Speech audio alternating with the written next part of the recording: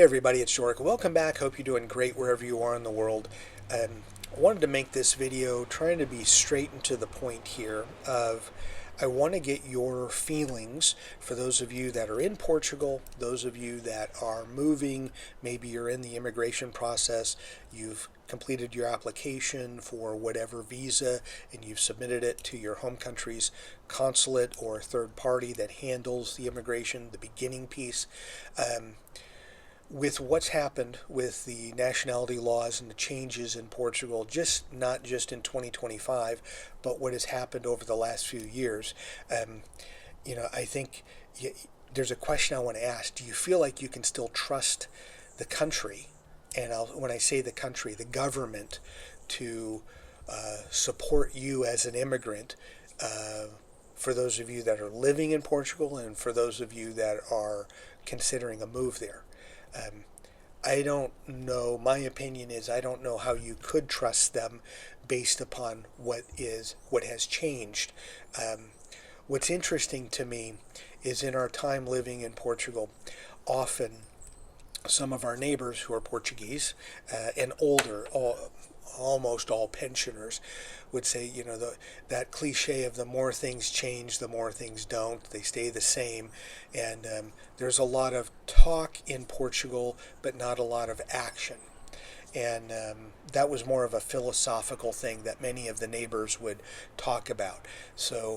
But what's interesting is just looking at the last 5 years of Portugal, when it comes to being an immigrant, it's been nothing but change. There's been a lot of, if you want to call it reform.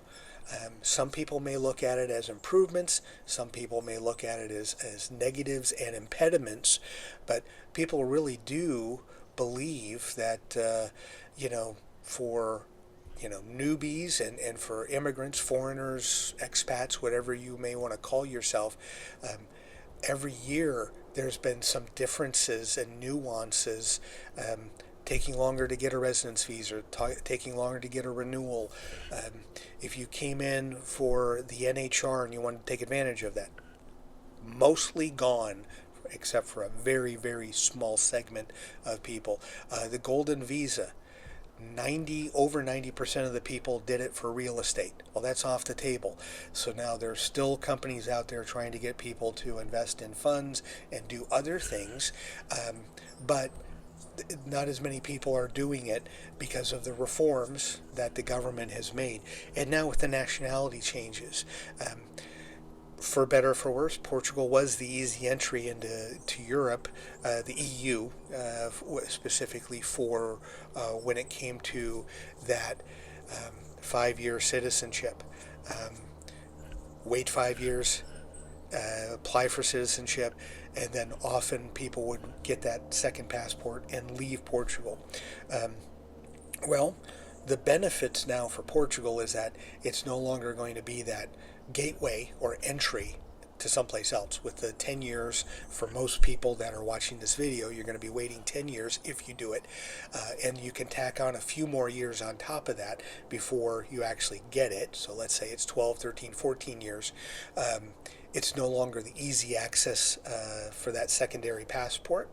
So the people that are going to be moving to Portugal, I think, really are going to be those that are committing to Portugal. So that's a positive, I think, for the country and for the people, that you really have to want Portugal specifically, because you're going to be there a long time and probably permanently, as opposed to, I just need to say I like Portugal, get the passport and get the hell out. So I'm very curious what your thoughts are, because it seems like for maybe day-to-day life there isn't a lot of change, but for immigrants in Portugal there's been nothing but moving, like the plate tectonics. The ground has been shifting. Every year there's been a change, I guess, coming through and coming out of the pandemic. So what are your thoughts on that? Do you feel like you still have a commitment to Portugal or not? And as I just made a recent video, and I'm probably going to say this in a few videos, is that, it's not just about not trusting Portugal. it's okay, you're going to go someplace else. How can you trust that country to, if you signed up with a golden visa, how do you know that they're not going to change? The cliche is moving the goalposts or changing the game midway through the game.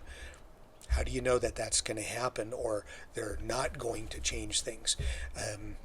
That's the interesting thing here. As more people are looking to shift where they retire and move abroad, as there's more conflicts in more countries and people are leaving to get a better situation and a safer, more peaceful way of life, more countries like Portugal are going to have the same issues where they're going to blow up in popularity.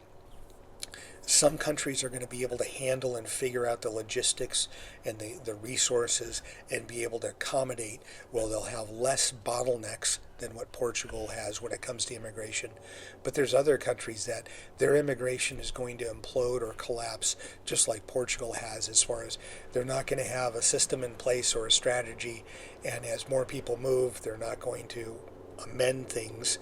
Other than the only thing that they're going to do is probably change laws accordingly to make it harder to get in, so that the people that have already gotten in or applied can get their residence visas, their renewals, their permanent residency, or their citizenship accordingly. So again, Portugal's a cautionary tale of what many countries that become the hot country are dealing with. And this is an aside, this is just kind of my little rant. Often you have countries, tourism, next door to Spain, there's several cities that have been very open about over-tourism. There's places, Italy, Venice, there's several other cities, specifically in Europe, that have had protests and demonstrations about too much tourism, and it's almost like they're a victim of their own success. Spend a lot of money on marketing, getting people to fly, cruise, bus, train, somehow get to that city to enjoy, or that country stuff, and then it becomes too much. So we'll see what happens here in Portugal. I'm hopeful that maybe in 3 to 5 years some of this stuff, the Portugal bandwagon will subside. They'll be able to get the logistics of their immigration policy back in order, and that way people that want to move down the road, again, have to be committed to Portugal, which is probably a good thing, and won't have to delay or wait for so long and have the same type of frustration that people do at the moment when it comes to thinking about living in Portugal, getting citizenship in Portugal, or even wanting to move. So please comment. Would love to hear from you. Love to get some discussion going. As always, thank you so much for watching, and enjoy your travels.